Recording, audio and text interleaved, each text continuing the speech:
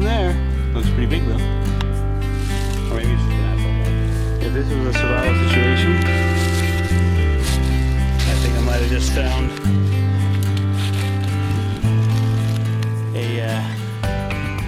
a very nice shelter. Pretty disgusting in there, but it would keep me warm. The fire right in front here, pretty cool. This is just a tree that leaned over and pulled everything up with it. It's getting colder. We're first of November, and so it's kind of the perfect time to have a chat about fire.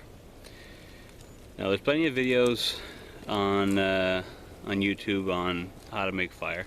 So I don't know if I'll be teaching you guys anything new, but maybe one of the tips I'll give you will give you some more ideas if you're in a survival type situation. All right, so fire has four basic stages to it. You have your ignition, your establishment, your application, and maintenance and moderation. So maintenance and moderation is the final step is together. So basically, ignition, what does that mean? Any way that you can attain a flame. So we're talking about tinder and technique. The establishment means that once you have that flame, what do you do with it?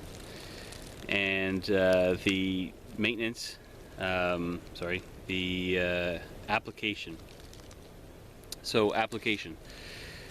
What do you want to do with the fire? What's the point of having that fire? When we talk about fire, most people say, well, warmth. But a fire can do many things in the wild. It can, of course, keep you warm.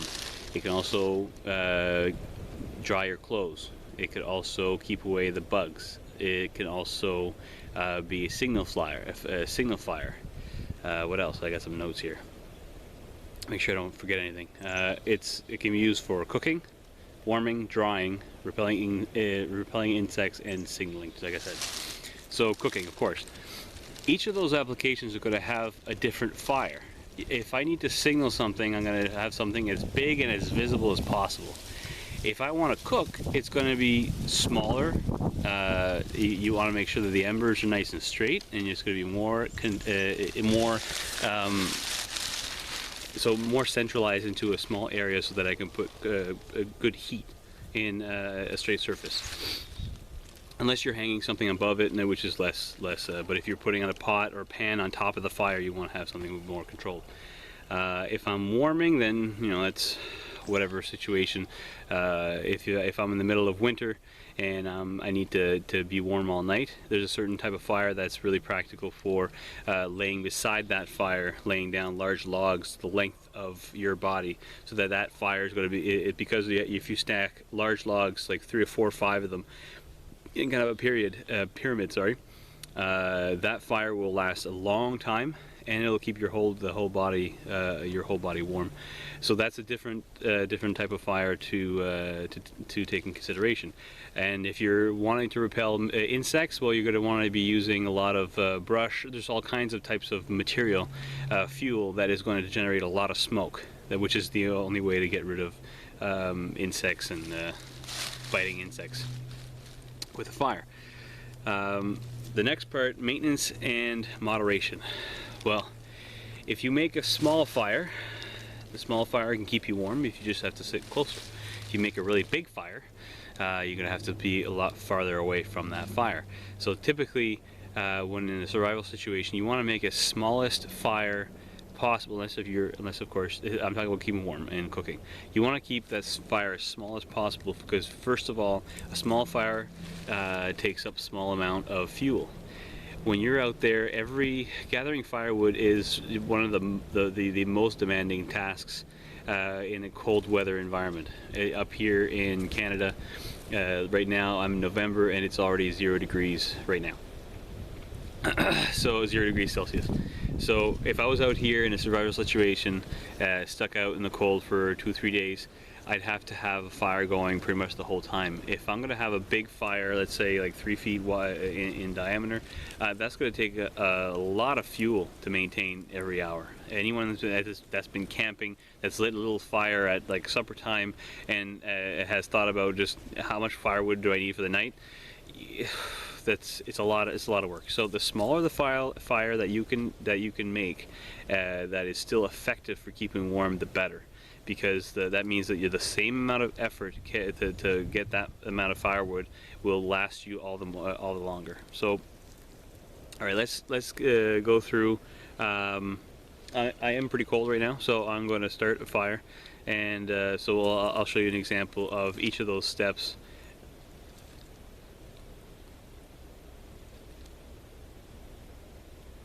I think I'm being stalked. Maybe a deer or something out here. With these leaves, it's really easy to hear everything. Anyway, so yeah, I'll start a fire and I'll show you each of the steps. And I'm just going to start by, there's really something big walking around me here. Maybe it's my dog that followed me from the house, I don't know. Alright, so if anything happens, at least I have it on tape. Okay, so here's a little setup here that I got. So good little area, staging area for my fire, and this is the establishment part. So this is the tinder that I'll be using to start the fire, and then we have anything that's small that is going to burn quick for the tinder. And then once my tinder is struck and it's starting to flame, I have a whole bunch of small branches. This stuff is going to burn.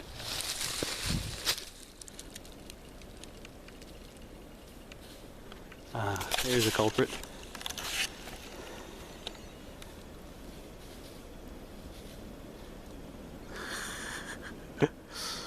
Yeah, that's how quiet it is out here. A squirrel can make as much noise as I thought.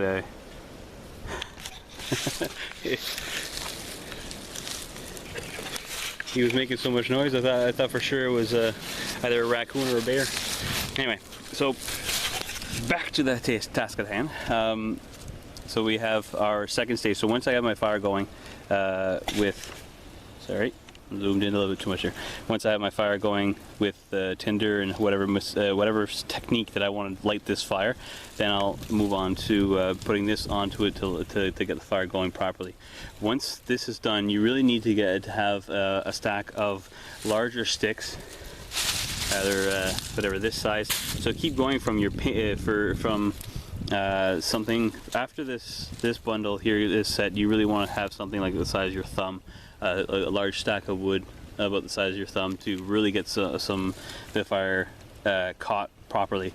Then after that, whatever logs or trees that you want to put into it is going to last long. So I don't count on being out here too long. So even this going, there's plenty of dead wood all around me. So I'll just keep walking around as I need it. So the first way I'll talk about is one of the really the easiest ways of getting a fire going. I have a lot of birch in this area, so prepping birch bark is really flammable, and so really easy to get going. So you just prep the inside of the bark, not the outside. You scratch up some fuzz from the inside.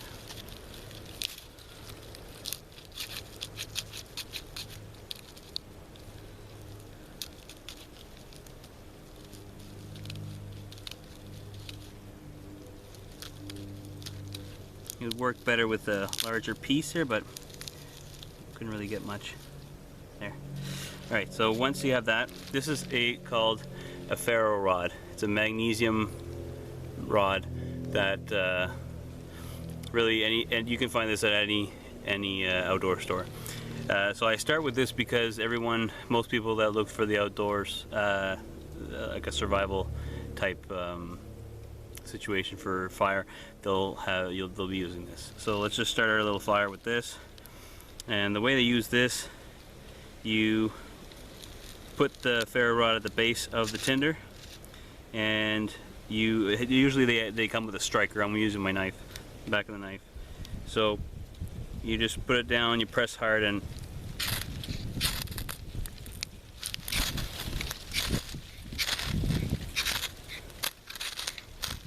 there we go.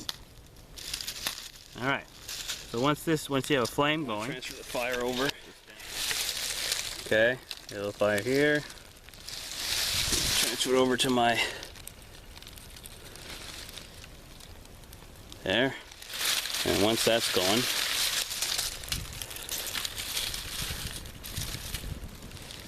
alright, so now that we saw the basic principle of starting and maintaining the fire, the next part is talking mostly about the ignition, which in a survival situation is really the hardest part. There's always wood, unless you're in a desert area.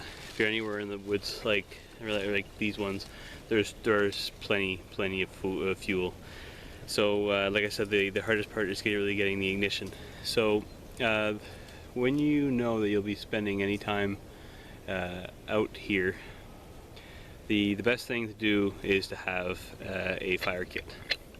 So in your fire kit you have all kinds of fun techniques that you can choose to get that ignition.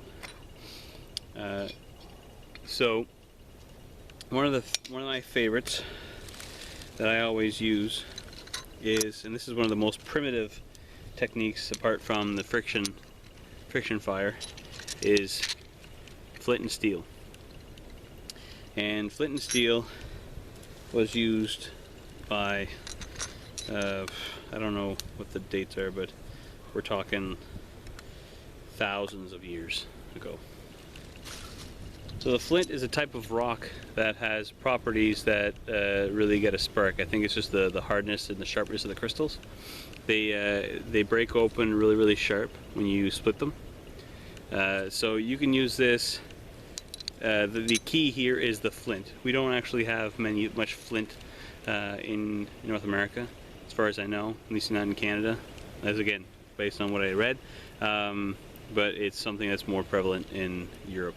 So this is something I had bought for a couple bucks off of a outdoor site online, just because I like trying out the old ways. So I'll give you an example. So you hold it up. This is char cloth. So it's a very effective tinder. This kind of thing you prep. A lot of this, the fire kits, it's something you prep in advance. So it's not true survival more than it is just outdoor skills. But this concept, along with the flint, if you're in an area that you can find flint, you can use the same. They could replace this with amadou. So amadou would be a mushroom that grows on mostly birch. It's a fungus that grows on birch, and you can process that in a way that makes an orange fuzz material that burns just as much as char cloth. Char cloth is basically just jeans, old pair of jeans that I cut up. I put into a tin with only one small hole in the top, and you put it into the barbecue basically to burn. There's a bit of smoke that comes up, and you just wait till there's no longer any smoke coming out, and that means these cloth, the jean, the denim, burnt completely and left with this very. You can just break it apart with your fingers. So what this is.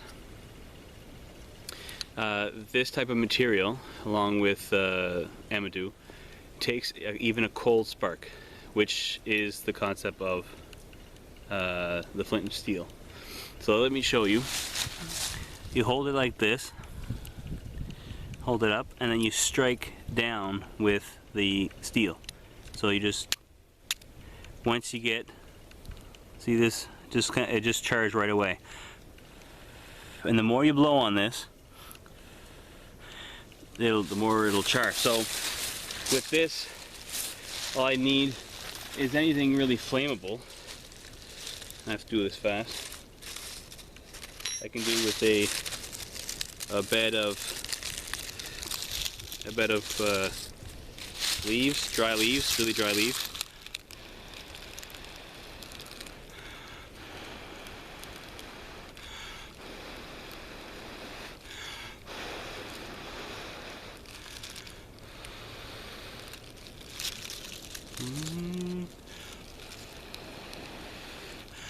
There you go.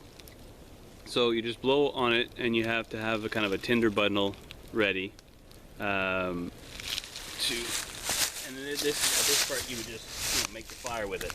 So if you're in an area that has dry grass, that works. Here there's plenty of dry leaves. The leaves don't really burn like my fire. I'm not too worried about it going out like wildfire.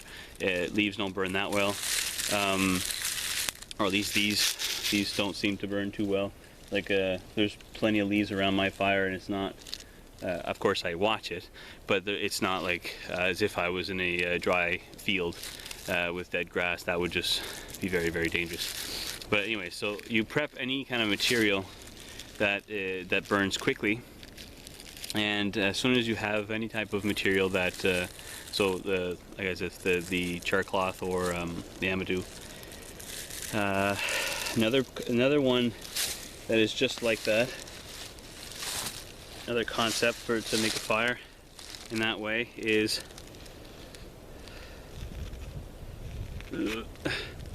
steel wool. So all of these techniques are considering the fact that you prepped, or you might if you happen to have steel wool with you for other reasons. If you're someone that works in the woods and happen to have steel wool in your kit for other reasons, then you can actually make a fire with steel wool and a battery. So this is a technique that's shown often in survival courses, and I'm not sure, I've never actually seen anyone be able to use this, because you'd have to have a 9-volt battery with you and steel wool. So I guess if you have steel wool, that you are using tools, and if you're using tools, then most toolboxes have something that is using a 9-volt battery. Just in my toolkit, there'd be a stud finder, and I believe my electrician's kit has some electronics for amperage that also use a 9-volt battery. So if you're if you have your truck or anything else, anyways, there's all kinds of situations where you could have a 9-volt battery and some steel wool. The same concept. I would have to prep a bundle for this. The second that you touch this together, it really basically almost catches fire itself. I gotta watch it because it really burns fast. Okay, so you just blow on this, and it gets really, really hot. So the name of the game is, the more ways you know to make a fire, the more prepared you're going to be in a situation that you need to make one.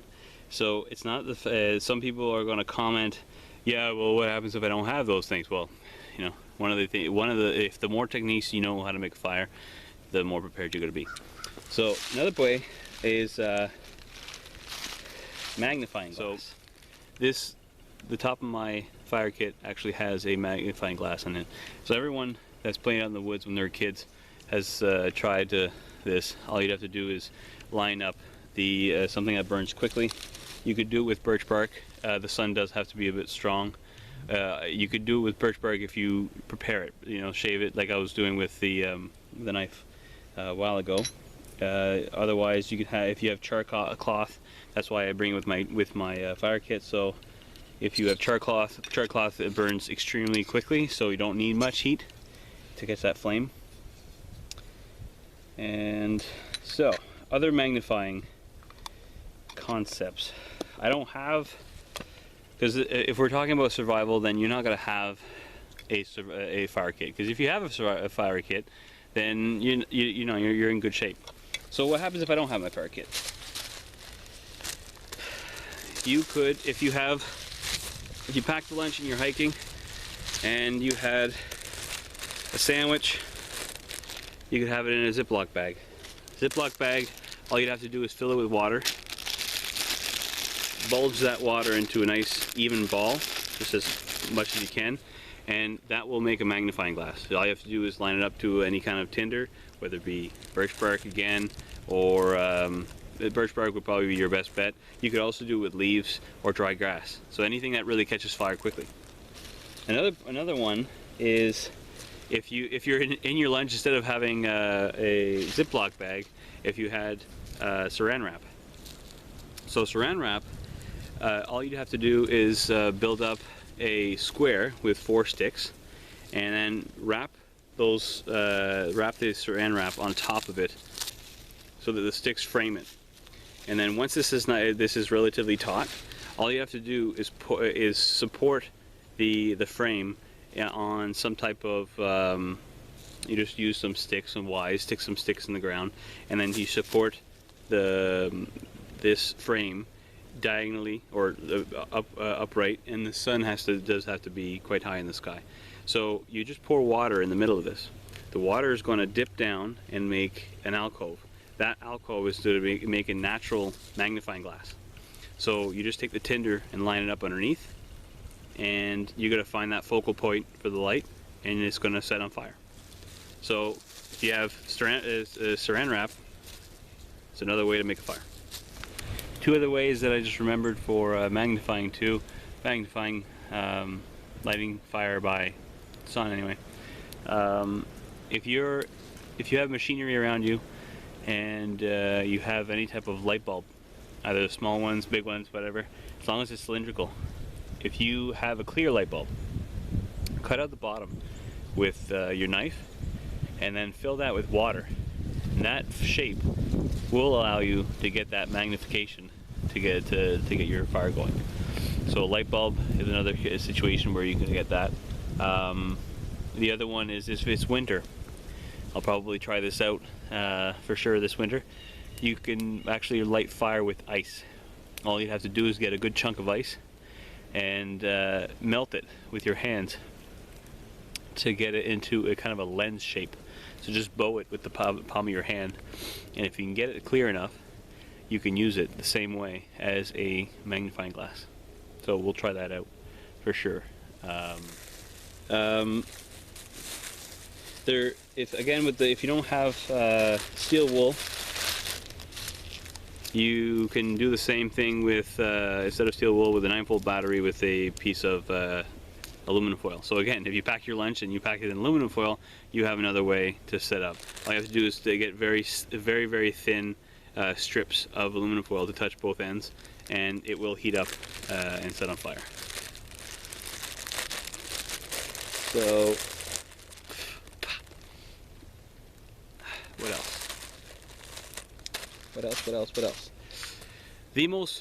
Probably the most popular way of starting a fire, and it is another one of my favorites, is cotton balls. You'll probably hear about that if you look for on the subject at all. Cotton balls basically saturated with Vaseline. The Vaseline is pure petroleum, and the cotton balls need to be pure cotton, not those synthetic ones. So you just take cotton balls and you saturate it with Vaseline, and I'll take one of these out. The petroleum wraps the cotton, which is, if you don't know, the cotton is extremely flammable. So you just take it from the pile, and the trick is to have enough petroleum covering the cotton ball to make it like a candle. So the petroleum also burns, but it burns a lot slower. So if you have cotton exposed, then it'll catch fire very quickly, but the petroleum will keep it from going out too fast.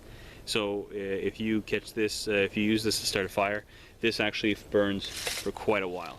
So now we see so here, very easy, just put the ferro rod onto it. There we go. And that is going to burn for a good 2 minutes. Here's one that I will definitely try later on, a cell phone battery. So the lithium ion, you can actually, if your phone is broken, you can get a flame going with the battery. I did see a video on this. It looks pretty dangerous. I might try it out. I have an old iPhone that is completely useless and broken, but the battery's still good, so I could charge it, and we'll see. Alright, feather sticks.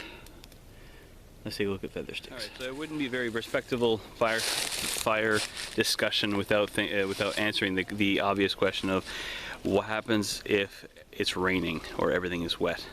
Right now it's a nice day, sun's going down, and things are relatively dry, so it's not a very difficult thing to get a fire going. But what happens if it's raining? Same question if it's winter. The best thing to do when it's raining is to use a technique called the feather stick. You basically, same thing in winter. Everything is covered. The only available firewood you have until you get a really good fire going is dead sticks. Sorry, the light is a little dim here. Okay, so really the best thing you can do is to find a dead tree that is standing up. Since standing wood is the first to dry and the least to get wet. So let's get here for an example. There is this Charlie Brown Christmas type tree that is pretty much dead. Yeah, completely rotten. Break it apart nice and easy.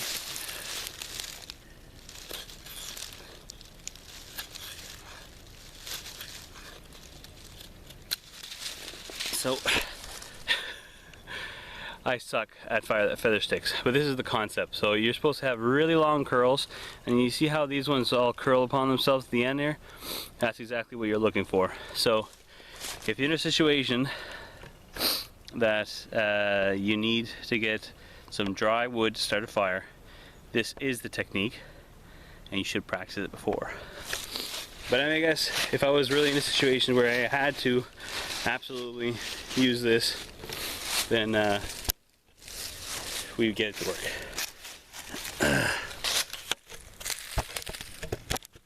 One thing here I'd like to try right on the fly. Don't know how it's going to turn out. Is using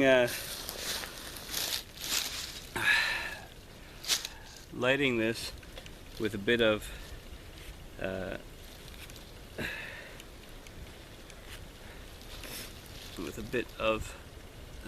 steel wool. Let's just tuck that into place here between some thin strands. Shavings against it.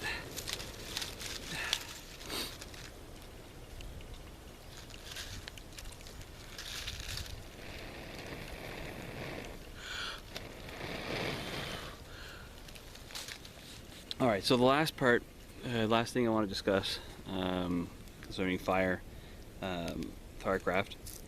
is if you at least have your knife,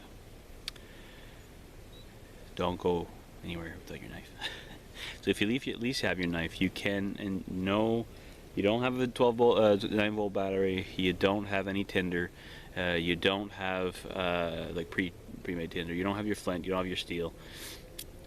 All you have is your knife. There is a way to make fire by friction.